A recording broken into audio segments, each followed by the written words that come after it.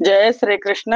శుక్లాంబరధరం విష్ణుం శశివర్ణం చతుర్భుజం ప్రసన్నవదనం ధ్యాయేత్ సర్వ విఘ్నోపశాంతయే. కృష్ణాయ వాసుదేవాయ దేవకీ నందనాయ చ నందగోపకుమారాయ గోవిందాయ నమో నమః. మహాకవి శ్రీ బమ్మెర పోతనామాత్య ప్రణీత శ్రీ మహాభాగవతం చదువుతున్నాం. దశమ స్కంధంలో ఉన్నాం. శ్రీకృష్ణ చరిత్రను నైమిసారణ్యంలో సౌనకాది మహర్షులకు సూత మహర్షి తెలియజేస్తున్నారు. అలాగే పరీక్షన్ మహారాజుకు సుఖ మహర్షి తెలియజేస్తున్నారు. శ్రీకృష్ణ అవతార ఘట్టాన్ని చెప్తూ నందుడి ఇంట శ్రీకృష్ణ లీలలు ప్రారంభమయ్యాయి. పసిపిల్లలందరినీ చంపుతున్న పోతన అనే రాక్షసి కృష్ణ పరమాత్మను చంపడానికి కోసం వస్తే ఆవిడ సనుబాలు దాగి సనుబాలతో పాటు ప్రాణాలు తీసి ఆవిడికి మోక్షాన్ని ప్రసాదించాడు శ్రీకృష్ణ పరమాత్మ అని సుఖ మహర్షి పరీక్షన్ మహారాజుకు చెప్పారు. అప్పుడు పరీక్షన్ మహారాజు ఇలా అంటున్నారు: ఏ ఏ అవతారంబుల నే ఏ కర్మములు చేసే నీసుడు హరి భద్రాయతనములన్నయు వినబాయదు చిత్తంబు శివుల పండువులయ్యన్.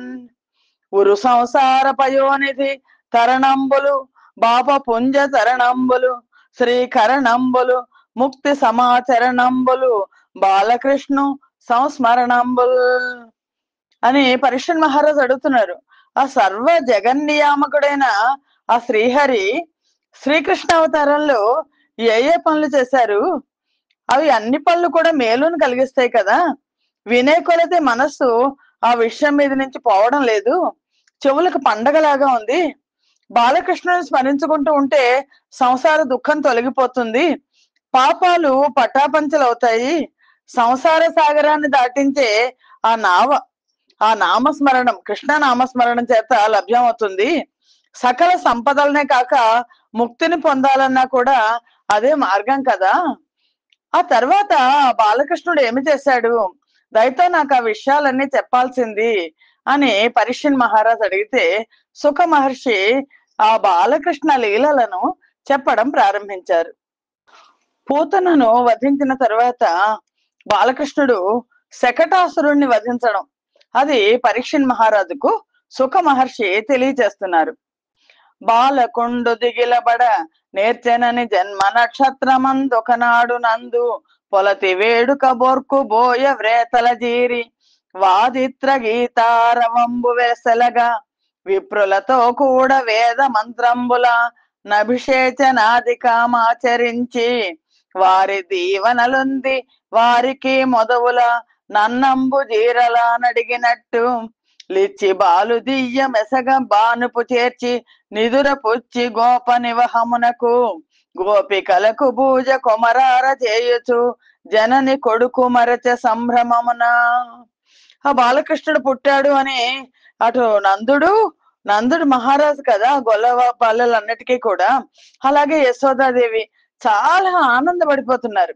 ప్రతి చిన్న మార్పు ఆ శిశువు ఏ కళ్ళెత్తి చూస్తే ఆనందం, చెయ్యి కదిపితే ఆనందం, కాలు కదిపితే ఆనందం, అలా ఆనందపడుతున్నారు. అన్నిటికీ పండుగలు చేసేసుకుంటున్నారు. మనం అంటాం కదా, పసిపిల్లలు ఊ కొడితే ఉగ్గు గిన్నెలు పంచి పెట్టాలి, పలుకులకు చిలకలకు పంచి పెట్టాలి, బోర్లా పడితే బొబ్బట్లు పంచి పెట్టాలి అని.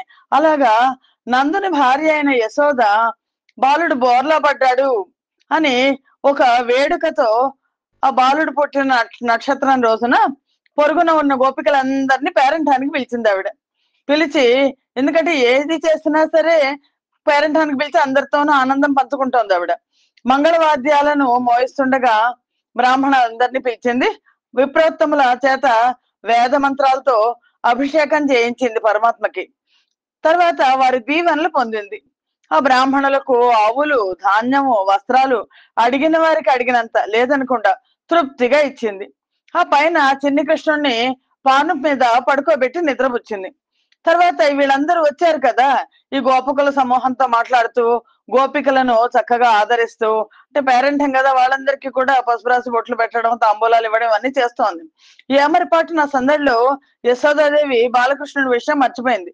అంటే నిద్రపుచ్చేస్తాను కదా అనుకుంది. మామూలుగా భగవంతుడి గురించి ఏర్పాటు చేసిన సంబరాల్లో ఆయన్ని విస్మరించడం అంటే ఇదే. జీవుల చెప్పల చిత్రం ఇక్కడ చిత్రీకరించబడింది. పండగ రోజుల్లో ఏదో పరమాత్మకి పూజ చేసి ఆ తర్వాత మిగిలిన పరమాత్మ వదిలేసి మిగిలిన పనులన్నీ చూసుకుంటాం మనం అని. అప్పుడు ఏమైందంటే ఆ నిద్రించిన శిశువా కొని కిదుకుచు జనుగోరి కెరలి కిసలయ విలస మృదు చక్ర చాపరేఖ స్పదమదమున దన్నెనొక్క బండిందండిన్. ఈ కృష్ణ పరమాత్మ నిద్రపోయాడు అని చెప్పేసి యశోదాదేవి మిగిలిన పనులన్నీ చేసుకుంటోంది. ఆ సమయంలో కృష్ణ పరమాత్మ బాలకృష్ణుడు ఆ శిశువు నిద్ర లేచాడు. చిన్న శిశువు నిద్ర లేచాడు. ఆ లేచిన పిల్లాడు లేస్తే ఏంటి, వెంటనే ఏం కావాలి, తల్లిపాలు కావాలి, ఆకలేస్తోంది. ఆ బాలుడికి ఆకలేస్తోంది. తల్లి కోసం వెతుక్కుంటున్నాడు, కనపడలేదు. కోపంతో కాళ్ళను జాడిస్తున్నాడు. ఒళ్ళు విరుచుకుంటూ చక్రరేఖ చాపరేఖ ఇంకా ఇతరములైన శుభరేఖలు ఉన్నాయి ఆయన పాదాల్లో. ఆ మృదువైన పాదంతో అక్కడ ఒక బండి పెట్టుంది. ఆ బండిని ఒక్క తన్ను తన్నాడు. పసి పిల్లాడేంటి, నెలల పిల్లాడు, బోర్లా పడ్డ పిల్లాడు, అంటే 4.5 నెలలు అయి ఉంటాయి. ఆ పిల్లాడు బండిని తన్నడం ఏంటి, కాలు బండికి తగిలింది అంతే. శకటము హరి తన్నిన దివి ప్రకటంబయ్యగ సీరు శుభరమున గండ్లున్ వికటంబుగా నేలంబడి నకటాయని గోప బృందం ఆశ్చర్యపడన్. ఆ చిన్నారి కాలు తగిలేసరికి ఆ బండి ఒక్కసారిగా పైకి ఎగిరింది. పైకి ఎగిరి నేల మీదకి పడింది. దాంతో దాని ఇరుసు చక్రాలు ముక్కలు ముక్కలుగా అయిపోయాయి. అది చూసి ఆ గోపకులందరూ ఆశ్చర్యపోతున్నారు. ఏంటి ఏమైందో తెలియలేదు వాళ్ళకి. ఆ కృష్ణ పరమాత్మ చిన్న శిశువు కాలు తగిలింది కానీ ఆయన తన్నారు. ఏంటి అంటే ఆ బండిలో అప్పుడు అందున్న సరస పదార్థంబులు వ్యర్థంబులైన ఎలంగూలుటం చూచి యశోదానంద ముఖ్యులైన గోపిక జనంబులు పనులు మరిచి పబ్బంబులు మానే యుబ్బుసెడి వెరపులు ఘనంబులు గమనంబులందు ఆ బండిలో ఉంచిన మధుర పదార్థాలన్నీ కూడా చెల్లాచెదరైపోయినాయి. ఆ దృశ్యాన్ని చూసి ఒక్కసారి నంద యశోదలు గోపికలు అంతా నివ్వెర పడిపోయి ఆశ్చర్యపోయి అలా చూస్తున్నారు. ఆ చేస్తున్న పనులను ఆపేసి దిగ్భ్రాంతికి లోనయ్యారు. పసిపిల్లాడు, 4 నెలల పిల్లాడు ఏంటి కాలుతో బండిని తన్నడం ఏంటి, ఆ బండి ఎగిరి కింద పడి ముక్కలైపోవడం ఏంటి, భయంతో వాళ్ళ మనసులు బరువెక్కిపోయినాయి. మిన్నున కూర ఎగయదు తన్న సమర్థుండు కాడు తల్పగతుండి చిన్ని కుమారుడు దేరే విన్ననుగా నెగసదీని విధమెట్టిదియో. నమ్మట్లేదు వాళ్ళు. ఎందుకంటే కాలు తగిలితే, పసిపిల్లాడు 4-5 నెలల పిల్లాడు కాలు తగిలితే బండి అది ఎగిరి కింద పడుతుందా, ఇంకోటి ఏదో అయి ఉంటుంది అని అనుకున్నారు. ఈ బండి ఏ కారణం లేకుండా ఊరికే ఎలా ఎగురుతుంది? చిన్ని కుమారుడు తన్నడానికి సమర్థుడు కాడు కదా, వాడికి తన్నడు, కాళ్ళు ఆడించుకుంటాడు అంతే. మరి ఏ ప్రయత్నం చేత ఈ బండి పైకి ఎగిరింది, ఇది ఎలా సాధ్యం అని అనుకుంటున్న సమయంలో బాలకుడా కొని ఏడ్చుతూ గాలెత్తిన దాకి ఎగసె గాని సెకట మేమూలమున నెగయదని ఎబ్బాలు నికడ నాడుతుండి పలికిరి శిశువుల్. అక్కడ పిల్లలు కొంతమంది ఆడుకుంటున్నారు.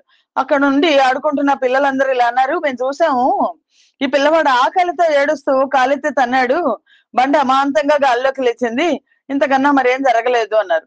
ఆ పిల్లాడి కాలు తగలడం కాదు, అది ఏదో వేరే కారణం మీద బండి ఎగిరి ఉంటుంది అని అందరూ అనుకుంటుంటే అక్కడ ఉన్న పిల్లలు చెప్తున్నారు, ఏం లేదు, లేచాడు కృష్ణుడు, లేచి బాలకృష్ణుడు లేచి ఆకలికి అటు ఇటు తిరుగుతూ అటు ఇటు కదులుతూ కాలుతో ఒక్కసారి బండిని తన్నాడు, తన్నేసరికి బండి పైకి ఎగిరి లేచింది అని.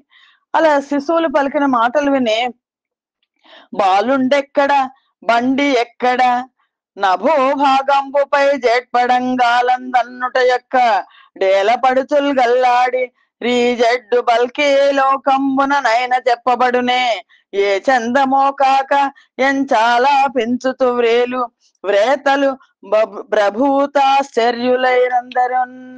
ఆ పిల్లల మాటలు విని ఇదేంటి, బాలుడేంటి, ఈ పిల్లాడు పసిపిల్లాడు, శిశువు, పిల్లాడు కూడా కాదు, ఈ శిశువు ఎంతటి వాడు, ఈ బండి ఎంతటిది, ఆకాశం మీదకి వికలమయ్యేట్టుగా కాలితో పసివాడు తన్నడం ఏంటి, ఆటలాడే చిన్నపిల్లలు వాళ్ళు అబద్ధం చెప్తున్నారు, ఇలాంటి తెలివి మాలిన మాటలను ఈ లోకంలో ఎవరైనా నమ్ముతారా, ఇది ఏ విధంగా కూలిందో అని అక్కడ వాళ్ళంతా ఆశ్చర్యపోతున్నారు.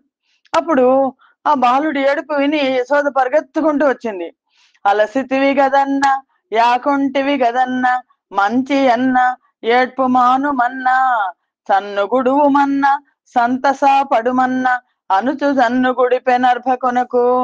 ఎప్పుడైతే పిల్లాడు కృష్ణయ్య ఏడుస్తున్నాడో ఆవిడ యశోద పాపం పిల్లాడు ఏడిపోయిన పరిగెత్తుకుంటూ వచ్చి ఎత్తుకుంటూ, నా చెట్టి తండ్రి అలసిపోయావా, ఆకలేస్తోందా, మంచివాడు కదా నాన్న, ఏడవకమ్మా, పాలు తాగు, ఇదిగో పాలు తాగి మరి పక్క నవ్వాలి అని అనుకుంటూ ఆ పిల్లాడికి పాలు చన్ను కుడిపింది.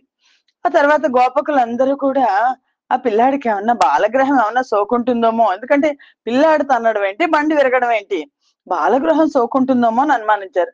ఎవరికి తోచిన శాంతులు వాళ్ళు చేశారు. బ్రాహ్మణులు ఏం చేశారంటే పెరుగు దర్భలు అక్షతలతో హోమాలు చేశారు. ఏదో వచ్చింది, ఋగ్వేద యజుర్వేద సామవేద మంత్రాల చేత అభిషేకాలు చేయించారు. స్వస్తి పుణ్యాహవచనాలు జరిపారు.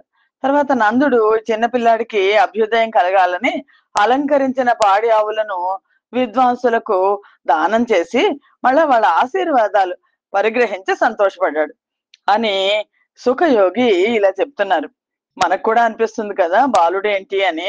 కానీ ఆ శకటాన్ని ఆక్రమించుకుని ఉన్నది ఎవరు, శకటాసురుడు అనే రాక్షసుడు అని. తర్వాత సుఖమయోగి ఇంకా చెప్తున్నారు, బాలకృష్ణ లీలలు చెప్తున్నారు. స్తృణావర్తుడు అనే రాక్షసుడు సుడిగాల్లాగా వచ్చి కృష్ణుణ్ణి ఎత్తుకుని వెళ్ళిపోయాడు అని ఆ గాథని చెప్తున్నారు. బాలకృష్ణ లీలలు ఒక్కొక్క లీల చెప్పుకుంటూ వస్తున్నారు. సుఖయోగి చెప్పడం ప్రారంభించారు. కొడుకును ఒకనాడు తొడపై నిడుకొని ముద్దాడి తల్లి ఎలమి నివురుచో గడుదొడ్డ కొండ శిఖరము వడువును వ్రేగయ్యనతడు వసుధాధీశ. యశోద ఒకరోజు రాజా పరీక్షణ్ మహారాజుతో చెప్తున్నారు, ఒకనాడు యశోద బాలకృష్ణుణ్ణి తన తొడ మీద పెట్టుకుని ముద్దాడింది. సంతోషంతో ఒళ్ళు నిమురుతోంది. ఉన్నట్టుండి ఈ పిల్లాడు బరువు ఎక్కిపోతున్నాడు. అతను గొప్ప కొండ శిఖరం లాగా శిశువు చాలా బరువుగా అనిపించాడు. ఇదేంటి ఇంత బరువు ఉన్నాడు అని బరువైన కొడుకు మోవను వెరవిడిల మీద పెట్టి వెరచి జనని తా ధరగా అవబుట్టిన మహాపురుషుడు కాబోలుననుతూ బుద్ధి దలంచెన్. సాధారణంగా తల్లులు పిల్లలు కొంచెం బరువు ఎక్కుతుంటారు. బరువు ఎక్కినప్పుడు అమ్మ వీడు బరువు ఎక్కుతున్నాడు అని కింద పెడతారు. అలాగా బరువు ఎక్కిన పిల్లాడిని మోయడం ఎలాగో, ఏంటి ఇంత బరువు ఎక్కిపోతున్నాడు వీడు అని తెలియక ఒడివి మించి నేల మీదకి దించి కూర్చోబెట్టింది. అది విచిత్రంగా అనిపిస్తోంది. ఏంటి ఈ కృష్ణయ్య ఎవరి భూమిని కాపాడడానికి పుట్టిన మహాపురుషుడమ్మ ఇతను అని మనస్సులో అనుకుంది. అప్పుడు ఏమైందో తెలుసా, కరుడకు కంసుని పనుపున నరిగి తృణావర్తుడవని కవచాటముగా సురకరువలి అయి బిసబిస నరుదరుదన ముసరి విసరి హరిగొనిపోయన్. ఇంతలో తృణావర్తుడు అనే రాక్షసుడు, ఆ రాక్షసుడు కంసుడు పసిపిల్లల్ని చంపేయమన్నాడు కదా, కంసుడు పంపగానే వచ్చాడు. పూతన చనిపోయింది అనగానే ఇదిగో ఇక్కడే నందుడి ఇంట్లో ఉన్నాడు అన్న సంగతి కంసుడికి తెలిసిపోయింది. అసురుడు కంసుడు పంపంగానే వచ్చాడు. అతి చోద్యంగా చల్లటి గాలి రూపంలో వచ్చాడు. విచిత్ర ధ్వనితో వచ్చాడు. చాలా వింతగా ఉంది, ఇలాంటి సుడిగాలి ఇంతకు ముందు ఎప్పుడు చూడలేదు, ఇలా వీస్తోంది అని అక్కడ వాళ్ళు అనుకుంటుండగానే ఆ గాలి ఇలా వచ్చేసి ఆ బాలకృష్ణుణ్ణి చుట్టుముట్టి ఎగరేసుకుని పోయింది. సుడి ఎరుగని హరి సుడివడ సుడి గాలి తెరంగు రక్కసుడు విసరెడి యా సుడి గాలి ధూళి గన్నుల సుడిసిన గోపకులు బెగడి సుడి వడి రధిపా. పోతన మధ్యల కవిత్వం ఎంత బాగుంటుంది. సుడి అనే పదం, సుడిగాలి, సుడి ఎరుగని హరి సుడివడ సుడి గాలి తెరంగు రక్కసుడు విసరెడి యా సుడి గాలి ధూళి గన్నుల సుడిసిన గోపకులు బెగడి సుడి వడి రధిపా. సుడిగాలి వచ్చింది, ఆ కృష్ణ పరమాత్మని ఆ బాలకృష్ణుడిని తీసుకెళ్లిపోయింది, పైకి తీసుకెళ్లిపోయింది. ఎవరి వల్ల చెలించబడడం ఎరగని ఆ శ్రీహరి ఆ గాలికి చెలించినట్లుగా నటించాడు. ఆ సుడిగాలి రేపిన దుమారానికి దుమ్ము పైకెగసి ఈ గోపకుల కళ్ళన్నీ మూతలు పడిపోయినాయి. కళ్ళల్లో పడిపోయింది, మట్టి కమ్మేసింది. దిక్కు తోచకుండా వాళ్ళు బెదిరిపోయారు అని. తృణం అంటే గడ్డి, తృణావర్తుడు అంటే ఈ విషయానందాల పట్ల వాంఛలు కలిగించే సుడిగాలి. ఆ గాలి చుట్టుముడితే భగవంతుడిని విస్మరిస్తాం మనం. గోకులం అంతా ధూళితో నిండిపోయినందునే కళ్ళు తెరిచి చూడలేకపోయారు. మొత్తానికి ఆ తృణావర్తుడు వచ్చాడు, సుడిగాలి రూపంలో వచ్చాడు, కృష్ణ పరమాత్మని ఎగరేసుకుని తీసుకెళ్లిపోయాడు. ఏమనుకున్నాడంటే రాక్షసుడు పసిపిల్లాడు కదా, ఒకసారి పైకి తీసుకెళ్లి కింద పడేస్తే వెళ్ళిపోతాడు అని అనుకున్నాడు. తొలుత చల్లగా వీస్తున్న తృణావర్తుడు తర్వాత పిమ్మట ప్రళయకాలంలో మహావాయువులాగా వీచాడు. ఆ గాలికి ఎగిసిన దుమ్ము ధూళి ఆకాశం అంతా ఆవరించి సూర్యరశ్మిని మరుగుపరిచింది. చీకటి ముమ్మరంగా అంతా కమ్ముకుంది. మందలోని జనులు ఒకళ్ళకొకళ్ళు కనిపించడం లేదు. ఒకళ్ళకొకళ్ళు బిడ్డలు ఏమైపోయారో తెలియట్లేదు, పాపలు ఏమయ్యారో తెలియట్లేదు, నిశ్చేష్టులు అయిపోయి నిలబడ్డారు. 2 గడియల కాలం లోకం అంతా భయంకరంగా తోచింది. అలాంటి సుడిగాలి వచ్చింది. ఆ సుడిగాలి వేగానికి, భయంకర ధ్వనికి దిక్కులన్నీ దద్దరిల్లిపోయాయి. పాపని చూడగానక విపద్దశనుంది కలంగి తల్లి, యో పాపడ బాల సూర్యునిభ బాల శిరోమణి నేడు గాలికి జేపడిపోయితే ఎనుతు జీరుచు దైవము జాల దూరుచున్ దాపమునుంది నెవ్వగల దయ్యుచు గుయ్యుచు గ్రుయ్యుచు బిట్టు గూయుచున్. యశోదదేవి పాపం ఆ పిల్లాన్ని కింద కూర్చోబెట్టింది కదా, ఆ ఆపదలో యశోదాదేవి తన కుమారుడు బాలకృష్ణుడు కనిపించలేదు. ఎవరికి కళ్ళు కనిపించడం లేదు. మొత్తం అంతా ధూళి దుమ్ము నిండిపోయింది.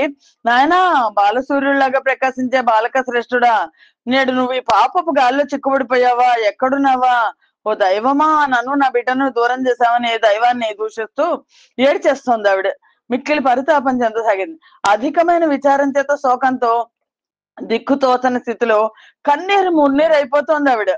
సుడిగాలి వచ్చి నిన్ను సుడిగొని కోని పోవమింట సుడి సుడి గొనుచున్ గడరెడి నా ముద్దుల కొడుక ఏమంటి వనుచు ఘోరం వనుచున్.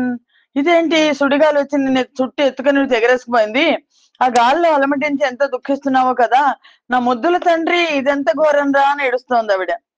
ఇక్కడ పెట్టి తిందనయు దిక్కడ నాడుచు నుండే గాలి దానెక్కడ నుండి వచ్చే శిశువెక్కడి మార్గము వట్టిపోయే నేనెక్కడ జొత్తునంచు గమలేక్షణ గ్రేపు దొరంగి ఖిన్నయై ప్రొక్కుచు పొక్కుచు వాలు గోవు క్రియ భూస్థలి వాలె దురంత చింతయ్యి. ఆవిడ పాపం బరువెక్కాడు అని పక్కన పెట్టింది. పక్కన పెట్టేసరికి సుడిగాలి వచ్చేసింది. అయ్యో, ఇక్కడే పెట్టాను కదా, ఆవిడ ఏడ్చేస్తోంది. యశోద తల్లి, యశోద మాత, ఇక్కడే పెట్టాను, ఇప్పుడే కింద కూర్చోబెట్టాను, ఇప్పటి వరకు ఇక్కడే ఆడుకుంటున్నాడు, ఎక్కడి నుంచి వచ్చిందో ఈ గాలి, ఈ పిల్లాడిని ఇలా ఎత్తుకెళ్ళిపోయిందేంటి, నా ముద్దుల పిల్లాడు ఏమైపోయాడు, ఇంకా నాకేంటి గతి, నేను ఎక్కడికి పోవాలని ఏడుస్తోంది. ఆవిడకి కూడా లేక లేక పుట్టిన కొడుకు. ఇలా విధంగా పరిపర విధాలుగా యశోదాదేవి ఏడుస్తూ, దూడను ఎడబాసి అరుస్తూ నేల మీద వాలిపోయిన గోవులాగా అంతులేని దుఃఖంతో భూమి మీద వాలిపోయింది. 2 గడియల పాటు ఆ సుడిగాలి వచ్చింది. ఆ సుడిగాలి తగ్గగానే యశోదలో పరితాపం మొదలైంది.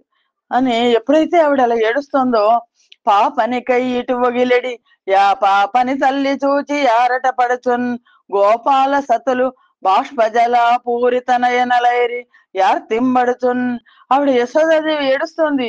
ఇక్కడే పెట్టాను, ఇప్పుడే కింద పెట్టాను, ఎక్కడికి వెళ్ళిపోయాడో, సుడిగాలు ఎత్తుకెళ్ళిపోయింది అని ఏడుస్తుంటే, ఆ బిడ్డ కోసం ఏడుస్తున్న యశోదాదేవి దుఃఖాన్ని చూసి గోప స్త్రీలందరూ కూడా కళ్ళ నిండా నీళ్లు పెట్టుకుని ఏడవడం మొదలెట్టారు. ఆలో చక్ర సమీర దైత్యుడు మహాహంకారుడై మింటికిన్ బాలుందాగొని పోయి తుది దద్భారంబు మోవన్ బల స్త్రీలేమింబరి శాంతవేగుడగుచున్ జ్యేష్ఠింపగాలేక మున్నీలా గర్భకు నంచు నిట మీదెట్లంచు చింతించుచున్. ఈ సుడిగాలి వచ్చాడు కదా ఈ రాక్షసుడు, చాలా గర్వంతో ఆ బాలకృష్ణుణ్ణి ఆకాశ మార్గంలో తీసుకెళ్లిపోయాడు. ఎంతో పైకి తీసుకెళ్లిపోయాడు. తర్వాత క్రమక్రమంగా ఈ బాలుడు బరువెక్కిపోతున్నాడు. ఈ భారం మోయడానికి శక్తి సరిపోట్ల తృణావర్తుడికి. ఇలాంటి బిడ్డను ఇంతకు ముందు ఎప్పుడు చూడలేదు, ఈ బరువును నేను మోయలేకుండా ఉన్నాను అని దిక్కు తోచడం లేదు వాడికి అని ఆ రాక్షసుడు అలా చింతిస్తున్నాడు.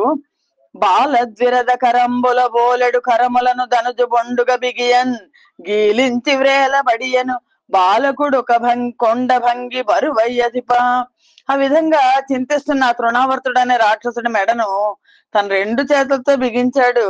ఎలా అంటే, ఓ పిల్ల ఏనుగు తొండాలాంటి 2 చేతులు ఆ మెడ చుట్టూ కొయ్యలాగా బిగుసుకుపోతుంటే, అంతకంతకు బరువవుతున్న శిశువు కొండంత బరువవుతూ కిందకు వేలాడసాగాడు.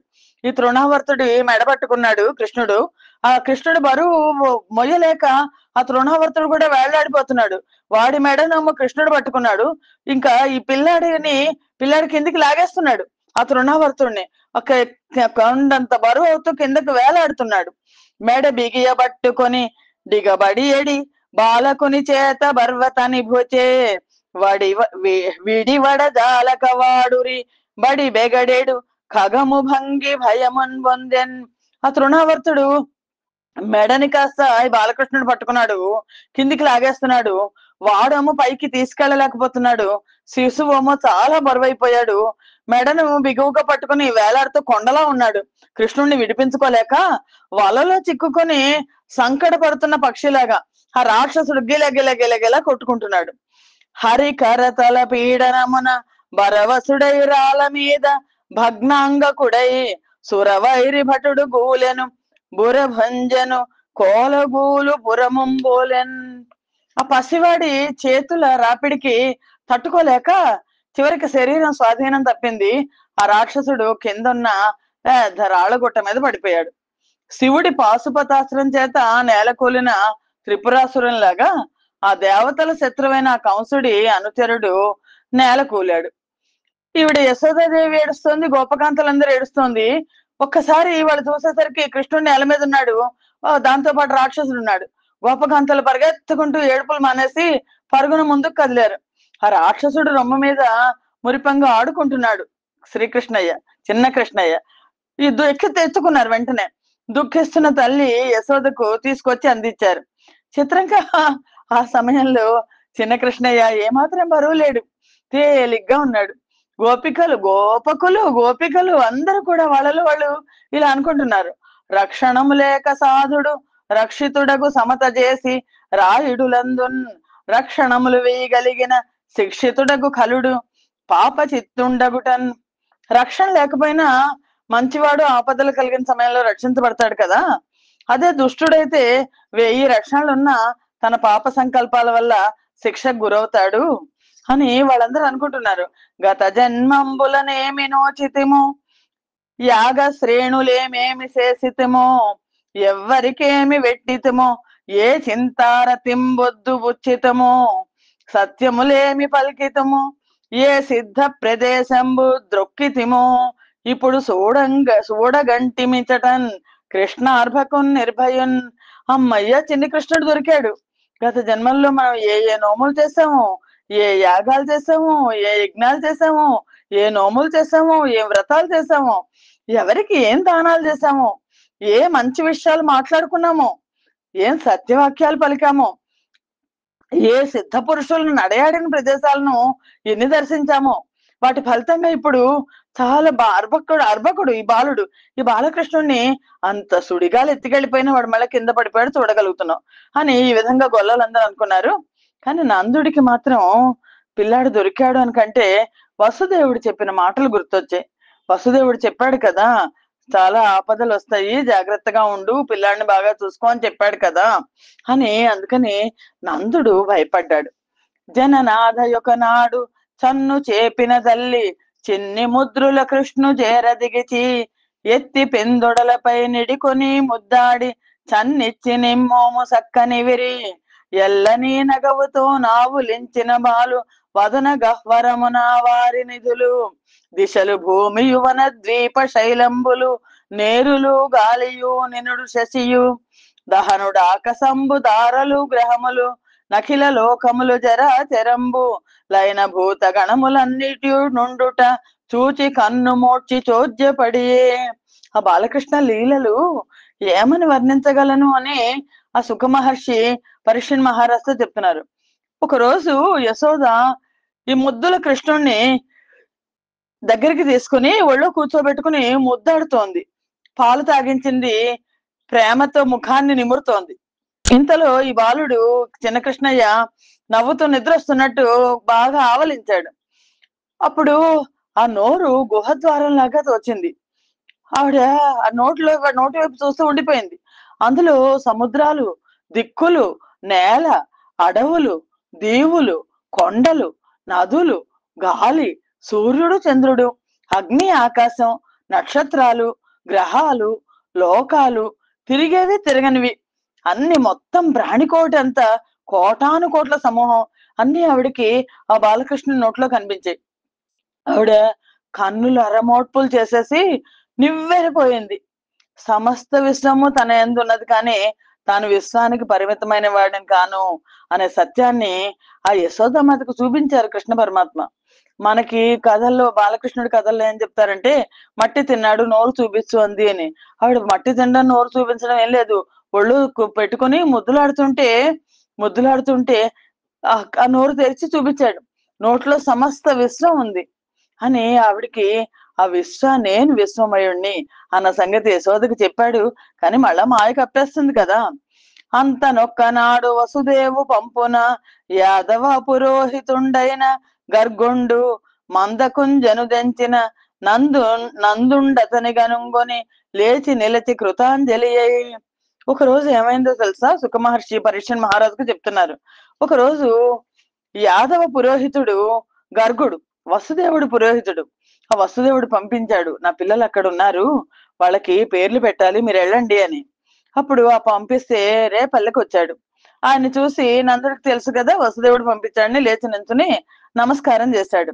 కోరి భజించెను నందుడు సార గుణాచార మార్గు సత్సంసర్గు నారాధిత భర్గున్ మతి దూరిత షడ్వర్గు గుజన దుర్గున్ గర్గున్.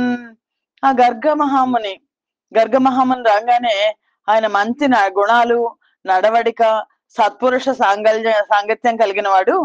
నిత్యము శివుణ్ణి మనసులో ఆరాధిస్తూ కామక్రోధ లోభమోహ మదమాశ్చర్యాలు లేనివాడు గర్గ మహర్షి. దుర్జనులను దరిచేరనీయక వర్తించే ఆ గర్గమహామునిని నందుడు అతి ప్రీతితో సేవించాడు. మరియు తగిన సత్కారంబులు చేసి ఇట్లనే మళ్ళా చాలా పూజలు చేసి ఇలా అన్నారు. ఇక్కడ మనకి ఊరకరారు మహాత్ములు మనం మామూలుగా తెలుగులో వాడుతుంటాం. ఊరకరారు మహాత్ములు వారధముల ఇండ్ల కడకు వచ్చుటలెల్లం గారణము మంగళములకు నీరాక శుభంబు మాకు నిజము మహాత్మా. మనం ఇప్పుడు మామూలుగా వాడుతుంటే ఊరకరారు మహాత్ములు ఊరికే రారు, ఏదో పని మీదే వస్తారు. వాళ్ళు వచ్చారు అంటేనే శుభాలు జరుగుతాయి. ఊరకరారు మహాత్ములు వారధముల ఇండ్ల కడకు వచ్చుటలెల్లంగారణము మంగళములకు నీరాక శుభంబు మాకు నిజము మహాత్మా. తగిన సత్కారాలు చేసి నందుడు ఆయనతో అంటున్నాడు, మహాత్ములైన మీ బోటి వాళ్ళు ఊరికే మా ఇళ్ళకి రారు, మా వంటి వారింటికి వచ్చారంటే ఏదో కారణం ఉండే ఉంటుంది, అది మాకు మేలు కలుగజేయడం కోసమే కానీ వేరేమీ కాదు, కాబట్టి మీ రాక మాకు నిజంగా శ్రేయోదాయకమే అవుతుంది.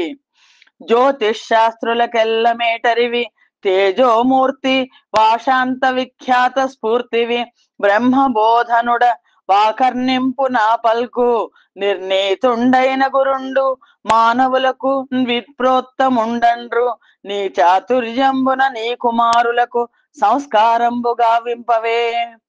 నందుడు గర్గ మహర్షితో అంటున్నారు, మీరు జ్యోతిష్కులందరిలోకి కూడా శ్రేష్ఠులు కదా, తేజమూర్తులైన మీ ఖ్యాతి అన్ని దిక్కుల్లోనూ నిండి ఉంది, బ్రహ్మజ్ఞాన సంపన్నులు మీరు, నా విన్నపాన్ని ఆలకించండి. వేద శాస్త్రాదుల చేత నిర్ణయించబడిన గురువు మానవులకు బ్రాహ్మణుడే. మీరు మా కుమారులు ఇద్దరికి వేదోక్త మంత్రాల చేత నామకరణం మొదలైన సంస్కారాలు చేయాల్సిందిగా కోరుతున్నాను. అప్పటిదాకా పేరు కూడా పెట్టలేదు, నల్లగా ఉన్నాడు కాబట్టి కృష్ణ అన్నారు అంతే అని చెప్పి నందుడు రోహిణీదేవి కుమారుడు బలరాముణ్ణి, తన కుమారుడిని ఇద్దరిని గర్గ మహర్షికి చూపించాడు. కంసుని విరటి నుండి తప్పించుకున్న యోగమాయ చెప్పిన మాటలను నందుడికి తెలియచేశాడు గర్గ మహర్షి ఏం చెప్పారంటే నందుడికి, యోగమాయ కంసుడితో చెప్పింది నిన్ను చంపబోయేవాడు ఎక్కడో పుట్టి పెరుగుతున్నాడు అని, అది ఆ కుమారుడు ఈ కుమారుడే కృష్ణుడు అని. దేవకీదేవి కొడుకు వేరే చోట ఉన్నాడని కంసుడికి తెలుసు, కానీ ఈ పసివాడి సంస్కారాలు రహస్యంగా చేయడం మంచిది అని. అందుకని నందుడితో ఏం చెప్పంటే గర్గ మహర్షి, ఈ పసివాడికి ప్రాణగండం ఉంది, కంసుడికి తెలియకూడదు, అందుకని రహస్యంగా చేయిద్దాం, వీటిని చేసే సంస్కారాలన్నీ కూడా నామకరణం చేసినా ఏది చేసినా రహస్యంగా చేద్దాం, అందరినీ పిలిచి ఘనంగా చెయ్యొద్దు అని. అది అన్ని విధాలా మంచిది అని గర్గుడు చెప్పేసరికి నందుడు దానికి సమ్మతించాడు. జనులు రమింపదిరిగడి ఎనువు కలిమి రాముడనియు ఎదు సంకర్షణంగున సంకర్షణుడనియును ఘన బలమున బలుడుననియు గణితించె నృపా. గర్గ మహర్షి రోహిణీదేవి కుమారుడు వసుదేవుడు కుమారుడు ఉన్నాడు కదా ఇక్కడ, అందుకని వసుదేవుడు పంపించాడు అని అనుకున్నాడు, దాంతో పాటు మా కుమారుడికి కూడా పెడతాడు అని నందుడు అనుకున్నాడు. గర్గ మహర్షి రోహిణీదేవి కుమారుడికి నామకరణం ఈ విధంగా చేశాడు. జనులందరికీ ప్రీతిపాత్రంగా మెలుగుతాడు కాబట్టి ఇతని పేరు రాముడు. మహాబలవంతుడు అందుకని బలరాముడు అని ప్రసిద్ధిగాంచుతాడు. యాదవుల నుండి రేపల్లలోనికి సంకర్షణ చేయబడ్డాడు. అక్కడి నుంచి ఇక్కడికి వచ్చాడు కదా, అందుకని సంకర్షణుడిగా కూడా పిలువబడతాడు. దేవకీదేవి గర్భంలోంచి రోహిణీదేవి గర్భంలోకి సంకర్షణుడు అయ్యాడు, అందుకని సంకర్షణుడు అవుతాడు అని. మరియు కృష్ణుని ఉద్దేశించి తొల్లి ఈ శిశువు ధవళారుణ పీతవర్ణుండై ఇప్పుడు నల్లనైన కతంబున కృష్ణుండయ్యే వసుదేవునకు నొక్కెడ జన్మించిన కారణంబున వాసుదేవుండయ్యే నీ పాపనికి గుణరూప కర్మంబులనే కంబులు కలుగటం చేసి నామంబులనే కంబులు కలవు. ఈ శాపకుని వలన మీరు దుఃఖంబుల ధరింతు రీ అర్భకుని చేత దుర్జన శిక్షణంబును సజ్జన రక్షణంబునునగు నీ కుమారుండు నారాయణ సమానుండని చెప్పి తన గృహం మునకు మునీశ్వరుడు సనియే నందుడును పరమానందమున నుండినంత. పిమ్మట గర్గమహాముని కృష్ణుడిని చూశాడు. చూసి ఈ బిడ్డ మొదట్లో తెలుపు ఎరుపు పసుపు వర్ణాల్లో ఉన్నాడు, కానీ ఇప్పుడు నల్లగా ఉన్నాడు కదా, అందుకని కృష్ణుడనే పిలవండి అని. వసుదేవుడికి పుట్టాడు కాబట్టి వాసుదేవుడు అయ్యాడు. ఈ పాపడికి గుణాలు రూపాలు కర్మాలు అనేకంగా ఉన్నాయి కాబట్టి నామకేధయాలు కూడా అనేకంగా ఉంటాయి. ఈ బాలుడి వల్ల మీ కష్టాలు తీరుతాయి. ఈ బాలకుడు దుష్ట శిక్షణ శిష్ట రక్షణ చేస్తాడు, అతడు నారాయణ సమానుడు అని నందుడికి నిజం చెప్పేశాడు.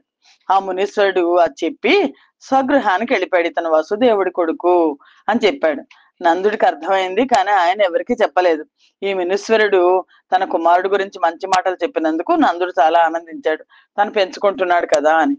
అని ఇక్కడ మనం ఈ సంచికను ఆపుచేద్దాం. స్వస్తి ప్రజాభ్య పరిపాలయంతాం న్యాయేన మార్గేణ మహిం మహేష గోబ్రాహ్మణేభ్య శుభమస్తు నిత్యం లోకా సమస్తా సుఖినో భవంతు. సర్వం శ్రీకృష్ణార్పణమస్తు. యదక్షర పదభ్రష్టం ఆ మాత్రహీనంతే యద్భవేత్ తత్సర్వం క్షమ్యతాం దేవ. నారాయణ నమోస్తుతే. శ్రీమన్నారాయణ నమోస్తుతే. జయ శ్రీకృష్ణ.